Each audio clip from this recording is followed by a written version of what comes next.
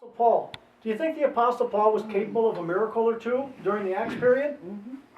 I think so. He had the ability. Well, listen, he liked Trophimus. Trophimus was his good buddy. It was his disciple. He was a useful fellow. Why the heck didn't he blow on him like Benny Hinn did? Why didn't he wave his hand and knock him down? Why didn't he kick his tooth out?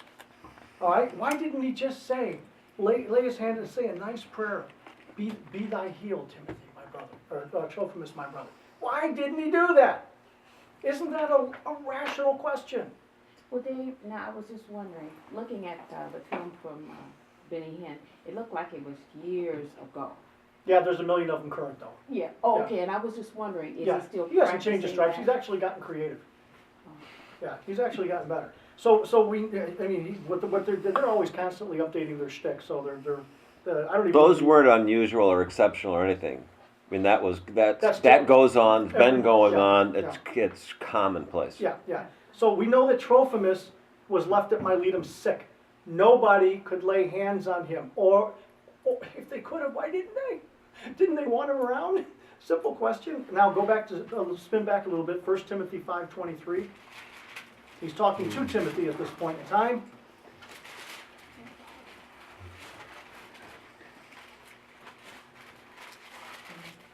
Louise, can you read 1 Timothy 5:23? Sure.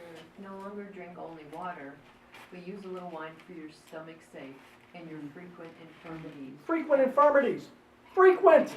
The guy was always sick. Well, listen, Timothy's kind of an important guy. He was a pretty big deal. Paul needed him and he loved him. He loved him. Why didn't Paul lay hands on a sick Timothy and get him as right as rain? Why didn't Paul do what that baboon biker guy who kicks people in the face claims he can do? And Benny Hinn claims he can do. And Hagen and Copeland and Tilton and Peter Pop-Tart. You know, Peter Popoff. You know, I have the holy handkerchiefs from Peter Pop-Tart. Really? Because I wanted to see what you get. I got his little vial of holy water, and then I got bombarded with nonstop asks for money, so it wasn't worth it. But I got a red holy handkerchief because they were sending out holy handkerchiefs during the Acts period. Do you know that if you received a holy handkerchief, we don't have time to read them all, but they were blessing handkerchiefs and sending them to people afar and just touching them. I got the holy handkerchief. I'm better. They got better from the holy handkerchief. Timothy, sick. Where's his holy handkerchief? Begs the question. Back again now, back to Philippians 2:25 through 28. I'll read this one.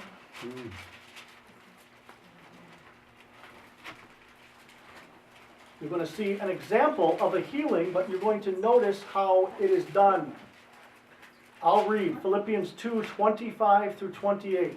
Yet I supposed it necessary to send you to Epaphroditus, my brother, and companion in labor, and fellow soldier. What a write-up. How would you like to be called that by the Apostle Paul? But your messenger, and that he ministered to my wants, for he longed after you all, and was full of heaviness, because ye had heard that he had been sick. For indeed, he was sick nigh unto death. This guy was on his deathbed. But God had mercy on him. And not only him, but me, lest I should have sorrow upon sorrow. Do you see where Paul laid hands on Epaphroditus here? Did he get a holy handkerchief? What about the anointing with oil? Who did the work at this point? God. God intervened with a divine intervention. And I tell you, as I sit here today, I believe that God does do miracles. And I don't believe that they're the kind of miracles you can know 100% was God, but it doesn't matter. If something that resembles a miracle happens in your life, be grateful, because it just might have been. Yeah. It just might have been.